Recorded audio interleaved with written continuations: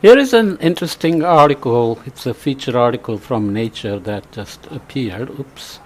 Uh, we always talk about carbon footprint and emissions, impacts on global warming, how to be sustainable, individual actions, and so on. And yet, the system keeps on trying to get us to consume more.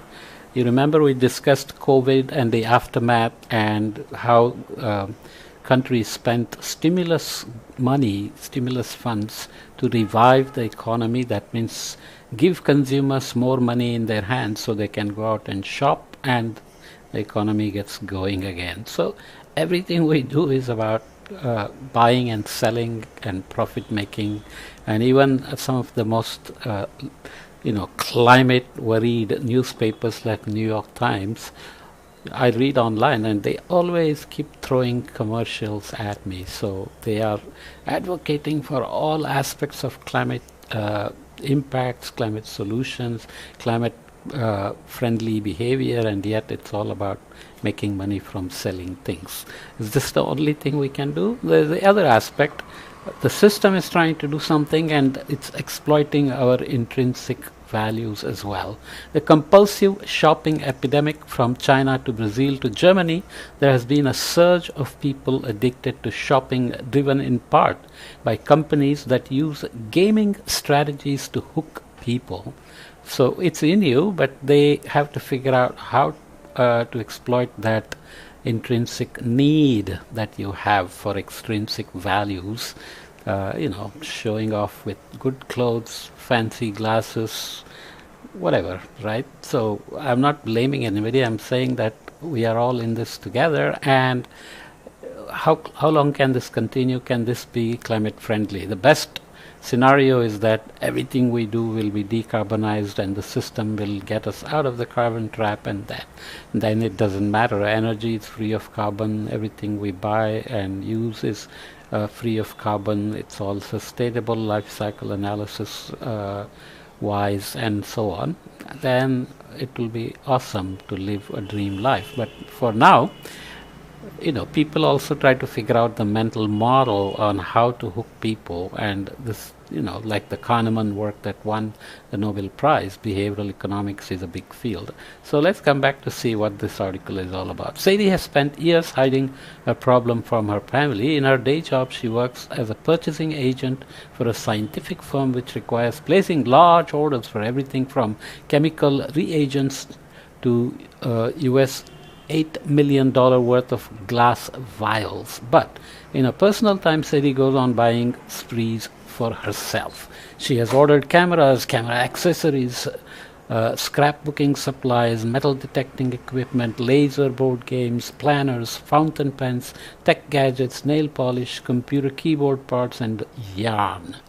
She bought everything online, and this obviously favors this behavior as well, especially since COVID. We all got used to ordering things online, and now where I live on this campus of the Indian Institute of Technology, massive number of delivery boys are running around all day, and students, staff, faculty, whoever, everybody is buying things online, not just groceries and toilet paper, but food and little things, medications, everything, right?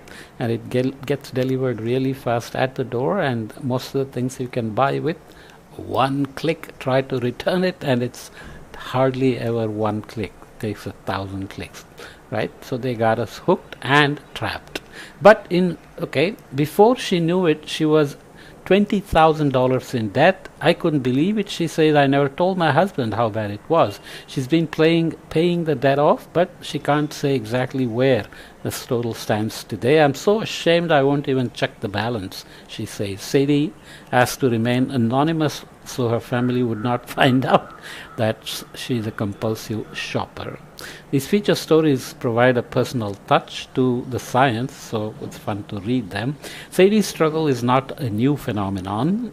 German psychiatrist Emil Kraepelin described krankenhaft Kauflust, the pathological desire to buy, as early as in as early as 1899, but many specialists worry that the problem is getting much worse now, in part because of the rise of e-commerce companies such as Amazon, Chinese fast fashion firm Shine, and online marketplaces like Temu, some of which are use game-like strategies to sell items. Last year, the European Commission announced it was investigating several aspects of Temu's business, including the risks linked to the addictive design of their service. Wow, you know, there is something called self-control, but the system can exploit our weaknesses. As more and more shopping has moved online, retailers are increasingly using powerful psychological techniques to keep shoppers spending money. The internet has in fact turned mundane behaviors such as shopping into something that resembles a drug, in view of the Anna Lemke, a psychiatrist at Stanford University in California and the author of popular books about addiction. As a result, she says, it suddenly becomes a problem for the masses, and of course it's a problem of consumption, emissions, and climate change as well. So we're in a vicious loop in that sense, and that problem extends across the globe. Researchers have studied compulsive shopping in many countries, including the United States, Turkey, Poland, Germany, India, Brazil, South Korea, and Pakistan, where almost 1/3 of the university students were classified as compulsive buyers in both physical stores and online. Students, okay? University students, so you can imagine. There is particular concern about the problem in China, which might have the highest prevalence of the condition ever recorded. Haiping He, a marketing researcher at Shenzhen University in China, conducted a survey that found around 29.1% of the general population of China shopped compulsively. He is one of the many researchers around the globe who are investigating the prevalence of the problem, as well as the brain pathways involved and how compulsive shopping relates to similar types of condition. But researchers studying these issues face a problem. There is no official diagnosis of shopping addiction or compulsive shopping, which could help to stimulate further research and aid with demands for regulation, right? If you want to stop addictive shopping apps and online sites, then you need to somehow put science behind it. Consumer culture, on the other hand, although compulsive shopping has probably existed for as long as money and markets have, the internet has made it much easier for people to make purchases. Before the rise of online shopping in China, few people paid attention to compulsive buying behavior, says He. Today, China is one of the most developed regions globally in terms of internet commerce, he says. Add to what he describes as a materialistic consumer culture, and you've got an epidemic of shopping addiction, right? So economy churns along, and these kind of commerce activities are considered pulse of the economy. If consumer confidence is down, they're buying less, then people start worrying that the economy may collapse. So we're just producing, selling things, buying things, converting natural resources irreversibly into junk, and then worrying about fossil fuel use as a greenhouse gas increasing agent. But we are completely trapped in a cycle. So the dopaminergic reward system is on fire, says here. Why? Compulsive shopping was once seen as a problem that affected mostly women, but not all studies have found differences between genders, especially among younger shoppers. In China, he says, the gender gap in compulsive buying appears to be narrowing as men increasingly embrace online shopping amid the boom in internet retailing. Plus, men are also being metrosexual, so buying beauty products, not just mundane jeans and shirts. Although data suggests that problem is surging, there is no official entry for shopping addiction or compulsive shopping in the two main references that are used to help make diagnosis: the International Classification of Diseases, which is maintained by the World Health Organization, and the Diagnostic and Statistical Manual of Mental Disorders. Many clinicians and researchers say that the time has come to make the condition official. This is necessary, they say, to help people who are facing the problem to gain access to care. One reason compulsive shopping is not yet a recognized disorder is a lack of consensus on its cause. Researchers debate whether it's brought about by a pathological level of impulsivity, a compulsion resembling obsessive compulsive disorder, or a behavioral addiction activating reward pathways similar to those linked to drugs and alcohol. So OCD, compulsive obsessive disorders, and addictive behaviors are different, I suspect. Although many researchers who have looked into the issue would like to see more studies completed, the addiction model for compulsive shopping seems to be an ascendant among specialists, as the broadest category of behavioral addictions is increasingly accepted. Gambling disorder, which is in many ways similar to compulsive shopping, was addicted to the 5th edition of the DSM in 2013 and was grouped with addiction to substances. So DSM is the Diagnostic and Statistical Manual of Mental Disorders. According to Lemka, the phenomenology of shopping addiction also follows the classic addiction pattern. People do it at the beginning either to have fun or to solve a problem, from managing anxiety or depression to loneliness to boredom. So are you sitting there when you're by yourself? You have a tendency to open up Amazon and start scanning items that you don't really need, and before you know it, you have clicked on buying. If the behavior works for them, they keep repeating it until it changes their brains, and they can't stop even as they descend into debt and in some cases destroy relationships with close families, she says. There are some brain imaging studies that support the addiction theory for shopping.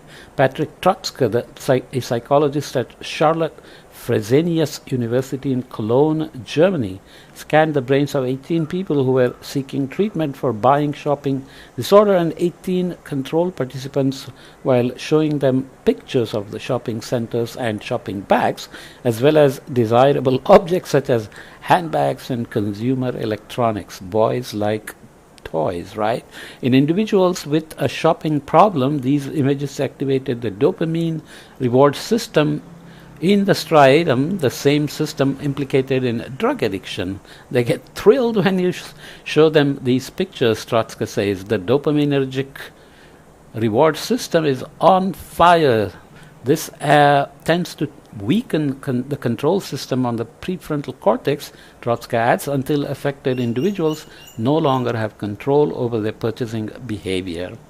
Further evidence that compulsive shopping is connected to this dopamine reward system comes from people who are taking excessive amounts of medicine that alters the system, and who then develop uncontrolled shopping behaviors. In one case, report of a person with Parkinson's disease who took more dopaminergic medication than prescribed.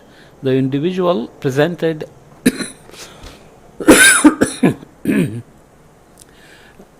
dressed in colorful clothes and was wearing 3 gold necklaces.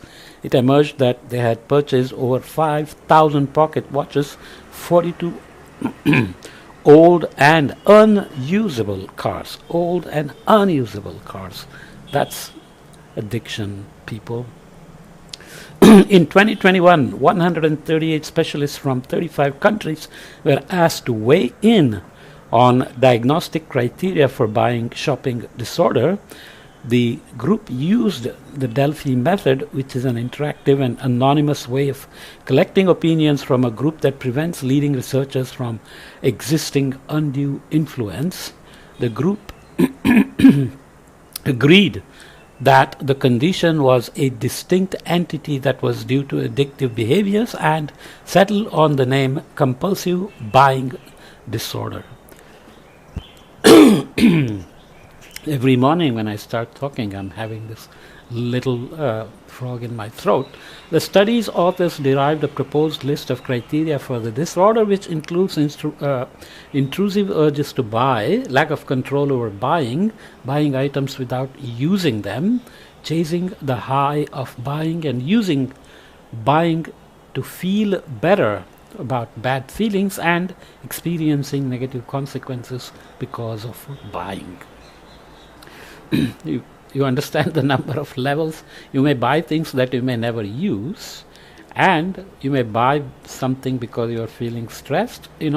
Rewarding yourself on accomplishing something is considered a good thing, but if this becomes a feel good thing wherein when you're feeling bad, you keep buying things, then soon it can spiral out of control.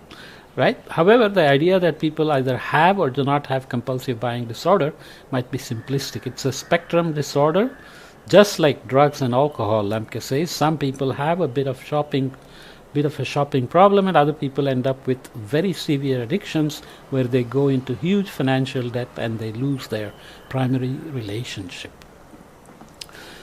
I'm going to read the whole thing because it's a fascinating article. A 2020 study of more than 1,000 people in Switzerland grouped participants into categories of shoppers, including risky and addicted. The researchers estimated that around 3% of the people in their sample were truly addicted to online shopping, with a further 11% at risk because they agreed with the statement, "I think about shopping or buying things all the time, and I shop or buy things in order to change my mood." That's really bad. Brain-making studies such as Trotsky's can't be used to neatly diagnose compulsive buying disorder because shopping is at least somewhat rewarding for most people. I like shopping, and when you show me shopping-related things, my brain reward system is also turning on, he explains. Okay, limited treatment options. So if you are diagnosed with this compulsive shopping disorder, what then happens? Compulsive buying disorder. Limited treatment options. There is something called window shopping where you walk around and look at things, but you don't necessarily buy. Does that account as compulsive as well? Well, not if you spend money and keep buying things that you don't need, I suspect. Limited treatment options. The only empirically supported treatment for compulsive shopping is cognitive behavioral therapy, according to Trotsky.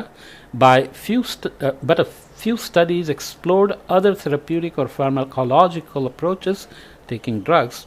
Similarly, little work has been conducted on how the retail environment might induce or worsen problematic shopping. Maeva Flayel and Joel Biu, both behavioral addiction researchers at the University of Lausanne in Switzerland. I have no idea how to say these names, so I'm just massacring them, I'm sure. They say their work attempts to expand the focus from the psychology of the individuals to the design features of websites and apps that, in Flayel's words, are challenging user self-control abilities. She says many of these features, such as the integration of shopping with social media, reward points for purchases, roulette where wheels of deals and discounts, countdown timers that create time pressure to buy, and apps that allow shoppers to pay in installments, can erode self-control in susceptible individuals. There are lines which are really cute. The more you spend, the more you save. Right? Think about that. It's really crazy what we fall for. Some people have a bit of a shopping problem, and other people end up with severe addictions, as we saw. Another development in online shopping is loot boxes integrated into some video games. These cost money to open and contain an unknown but possibly valuable digital item that can be sold to other players. These boxes combine gaming, shopping, and gambling into a single package that proves to be irresistible for some people. Loot boxes have so far escaped the kinds of regulation that are placed on slot machines. So you are surreptitiously introducing gambling into games where gambling is illegal, so people are playing it without even knowing that they are gambling, essentially. A 2024 Council of Europe policy paper argued that the video game industry needs to take responsibility for the harms it its products cost and recommended effective regulatory measures. But Fayel says we are really at the beginning, and the technological innovation of online businesses is moving much more quickly than research and regulation. I always like to point out the more complicated issue that many of these companies make huge profits, and you may be one of the shareholders without even knowing it because your retirement fund or your parents' retirement fund may be invested in it. So it's all a trap. Lemke has taken part in some academic discussions of banning advertising on sites designed for teenagers, but this could face resistance in the United States, where President Trump's administration has said it will reduce regulation and it's business friendly, of course. In China, he says that in China, He is the last name He says that retailers are more inclined to implement measures that stimulate consumer purchases rather than take steps to prevent shopping addiction. Nobody is interested in stopping it, right? Although countries might not adopt regulations that could help, trade restrictions could put a dent on the global e-commerce industry. Along with the investigations into Temu's addictive design, the European Commission announced in early February that it is also looking into whether low-value imports are harmful or counterfeit. Some 12 million parcels per day enter the EU market. The Commission says 3 times as many as in 2022. 3 times as many in 2022. Is this a COVID-related jump? I suspect it is. In the meantime, self-described shopping addicts are left to tackle their problems individually, either with the help of professionals or on their own. Communities of people with shopping problems congregate on social network platforms such as Reddit, where they share stories and encourage one another to change their habits. As a moderator on one of these forums, Sadie has recently cut back on shopping. The one we started with was buying compulsively and is in huge debt. And she says worldview and priorities have shifted. That her worldview and priorities have shifted as a moderator. Taking a break from endlessly scrolling through products has been revelatory for Sadie.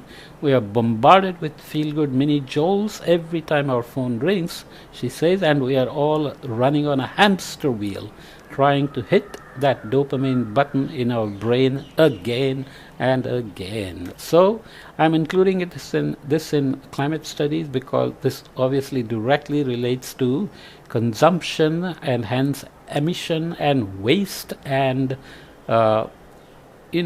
trash that doesn't get degraded, biodegraded, and so on and so forth. So it is directly related to anthropogenic forcing of environmental footprints, our environmental footprint, and also greenhouse gases. Okay, let's leave it. It's fun anyway, so enjoy.